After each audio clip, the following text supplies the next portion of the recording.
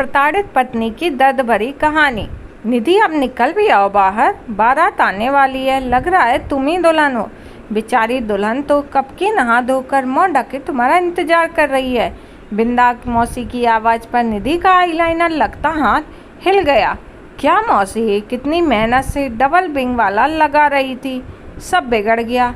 दुल्हन मुंह ढककर मेरा इंतजार क्यों कर रही है? मैं दूल्हा हूँ क्या? मेरे संग फेरे लेने हैं? और निधि इसके साथ हंस दी। तुम लड़कियां शहर जाकर ना सब रीति रिवाज परंपराएं बिसरा दो। अरे, स्नान के बाद दुल्हन को सबसे पहले उस सुहागन के दर्शन कराए जाते हैं जो अपने ससुराल में खुश है, जिसका पति उसे बहुत चाहता है और जो हर तरह से सुखी है। और हमारे खानदान क्या, इस पूरे गांव में तुमसे सुखी भला कौन है? हर लड़की तेरे जैसी सौभाग्यशाली होना चाहती है। बिंदा मौसी अभी भी दरवाजे पर खड़ी थीं। निधि के बच्चे, कितना फाउंडेशन थोपेगी? ऐसे चिपड़ रही है मेकअप जैसे ये आखिरी मौका हो, इसके बाद कभी सजने संवरने नहीं मिलेगा। यह निधि की बचपन की दोस्त बंदा थी। सिप सिप सिप सिप, कैसी मनहूस बातें कर रही है करमजली। खुद हमारी छाती पर मूंग डल रही है अब तक, और बच्ची को टोक लगा रही है। क्यों आखिरी बार सज रही है मेरी गुड़िया? हमेशा सजी सवरी रहे। बिंदा मौसी की बेटी की बेसुबरू बात का उन्हें बुरा लग गया। गुड़िया, निधि के जहन में यह शब्द अटक गया। मिस्टर सौरभ, आपका वाइफ एकदम गुड़िया के समान है, बारबी डॉल लगता है।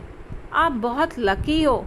बिन बीवी का लिहाज किए लाल लाल आंखों से घूरते हुए जब सौरभ के बॉस ने डिनर टेबल पर यह कहा तो निधि के पूरे बदन पर चींटियां सी रेंगती हुई उसे महसूस हुई कि जितना ब्यूटीफुल है उतना गुणी भी है। कितना टेस्टी ऑथेंटिक बंगाली डिश बनाया है इसने। I am impressed. बॉस की बीवी ने भी खुले दिल से उसकी तारीफ़ की। अरे सर, कुछ क्रेडिट हमारे खाते में डाल दीजिए। हम ना होते तो ये बछिया को नहला रही होती मैडम, गैया के भूसे में सानी मिला रही होती, गोबर पाथ रही होती। गवार ही रह जाना था इनको। हमारा क्या था? शहर में एक से एक हाईली क्वालिफाइड छोरियां लाइन में खड़ी थीं। लॉटरी लगी इस गांव की गोरी की। सौरभ फूहड़ सी हंसी हंसा और निधि मुस्कुरा कर रह गई। बेइज्जती का यह तो सबसे कम लेवल था। निधि ने मन में सोचा, काश यह लॉटरी ना लगती। निधि 4 बहनों में अकेली सबसे बड़ी थी। लड़के की आस में बेटियों की लाइन लगा दी गई थी। वह सबसे सुंदर और मेधावी थी। बचपन में ही पड़ोस में रहने वाले आरुष से उसकी सगाई कर दी गई थी। दोनों कम उम्र से ही अपनी डेयरी सफलतापूर्वक चला रहे थे। दोनों मेहनती और बिजनेस माइंडेड थे। एक दिन सौरभ की माँ किसी रिश्तेदार के यहाँ शादी में आई। तभी उसकी नज़र सजी धजी निधि पर पड़ी। वे उन माँओं में से थीं जिन्हें अपने बेटे में कोई कमी नज़र नहीं आती थी। अपने मानसिक रोगी बेटे का सही इलाज कराने की बजाय शादी करा दो, सब ठीक हो जाएगा, ऐसा मानने वाली थी। उनके स्वभाव की वजह से जो भी उसे जानते थे उनसे दूर ही रहते थे। ऐसे में गांव की सीधी सादी पढ़ी लिखी सबसे सुंदर लेकिन गरीब लड़की से बेहतर कौन सा रिश्ता होता है? लेकिन दीदी, निधि के रिश्ता तो बचपन में ही तय है। 2 साल बाद निशा भी 18 की हो जाएगी। अभी सगाई करने के बाद में शादी कर सकते हैं। उसकी माँ कमज़ोर सा प्रतिरोध भी किया था। नहीं, वह अभी छोटी और अल्हड़ सी है। निधि बेहद सुलझी समझदार है। सगाई ही हुई है ना, फेरे गौना तो नहीं हुआ। बस मेरे बेटे को यह बात पता न चले तो ही ठीक है। सोच लीजिए, आप निधि को सौंप देंगे तो बाकी 3 की शादी मेरी जिम्मेदारी होगी। बस इस ब्रह्मास्त्र के आगे आयुष की मन्नतें, निधि के आंसू सब बेअसर हो गए और वह सोने के पिंजरे में कैद कर दी गई। हालांकि इनकी चाहत ने हमें भी इनका दीवाना बनाकर छोड़ा।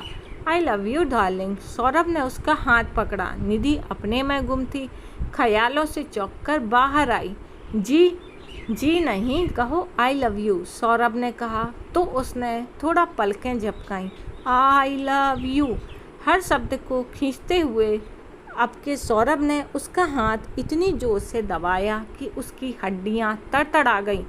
दर्द को जब्त करते उसकी आंखें झलक ही गईं। जी आई लव यू टू, गुस्सी सी आवाज़ निकली। कितना क्यूट कपल है, एकदम आइडियल लवर्स की तरह। बॉस और उनकी बीवी खाने पर टूट पड़े थे, किसी का ध्यान ही नहीं था। प्रेमी की याद में खोने को बस यही टाइम मिला था। बॉस के सामने तुम मुझे जलील करना चाहती थी। चटाक चटाक 2 थप्पड़ गाल पर पड़े। निधि का सिर घूम गया। डाइनिंग टेबल साफ करते उसके हाथ से प्लेट छूटकर गिर गई। गलती मेरी थी, गाय गोबर की बात नहीं करनी चाहिए थी, याद तो आना ही था।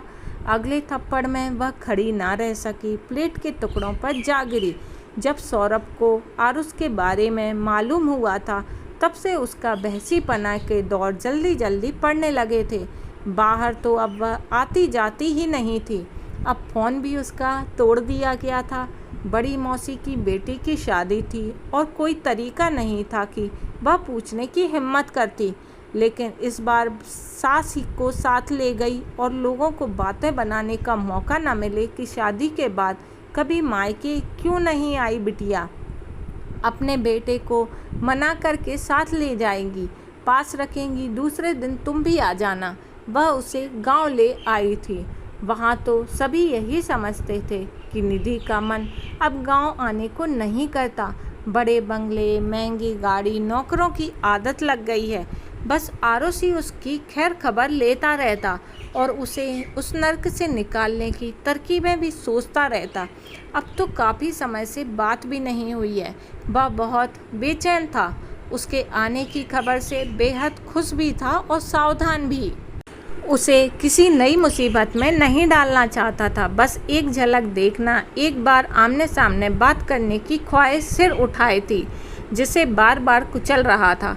और निधि सोच रही थी, गांव जाकर सौरभ का सामना आरुष से हुआ तो वह क्या करेगा, उसका खुद का हश्र क्या होगा। सारी ईर्ष्या और खींच उसी पर निकलनी थी। मेकअप से चेहरे की चोटें छुपाने में महारत हासिल कर चुकी थी वह। मन की चोटों को छुपाना नहीं पड़ता, ये शुक्र है। आत्मा के घाव सच्चे दिल से चाहने वालों के सिवा किसी को दिखाई नहीं देते, यह क्या कम है। और सबको लगता है उसे मेकअप का इतना चस्का लग गया है कि हर समय लगधक गुड़िया बनी घूमती रहती है। वह कड़वड़ाहट से मुस्कुरा देती है। अचानक शादी का हंगामा मातम में बदल गया। हाय मेरी फूल जैसी बच्ची, नज़र लग गई। हाय मेरी फूल जैसी बच्ची को नज़र लग गई। सबकी इसको खा गया जलन का डाह। कौन सुनाएगा यह खबर उसको। तू ही काली जुबान है जन्म जली, तू ही बता अब इस सन्नाटे को। बस बिंदा मौसी की ये आवाज़ चीर रही थी।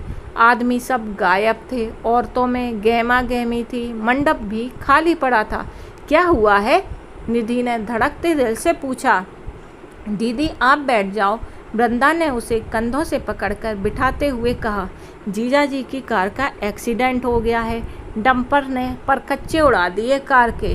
कार को कटर से काटकर बॉडी को बाहर निकाला गया और वृंदा ने देखा निधि बेहोश हो चुकी थी। बेचारी कैसे बर्दाश्त करेगी यह सदमा।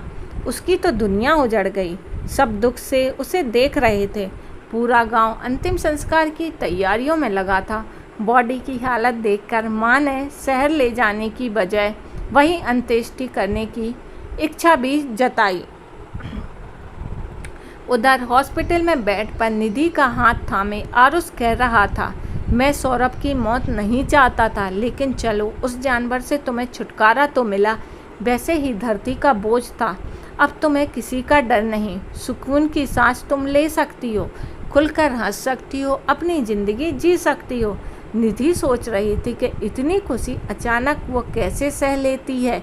यातनाओं के अंतहीन सिलसिले से ऐसे छुटकारा मिल जाए, अभी तक उसे अपनी किस्मत पर यकीन नहीं हो रहा था। जो सपने पलकों में किरचे बनकर छुपते थे, अब उन्हें सच कर सकती थी। अब और कुछ बुरा नहीं सहना होगा उसे। इतनी खुशी भी एकदम से मिल जाए तो बर्दाश्त नहीं होती, इसलिए वह बेहोश हो गई थी और सब सोच रहे थे उसे ज़बरदस्त सदमा लगा है। सपने को हकीकत में बदलता देखने का यकीन करने के उससे कांपता हुआ हाथ उठाया और धीरे से आरुष के गाल को छुआ। दो मोती उसके गालों पर ढुढ़क आए, जिसे निधि ने अपने पोरों से चुन लिया। मैं चलता हूँ, कोई ना कोई आता होगा, अभी मेरा यहाँ रहना ठीक नहीं, लेकिन इसके बाद तुम्हें कभी अकेलापन नहीं भोगना होगा, प्रॉमिस। आरुष ये कहकर बाहर निकल गया।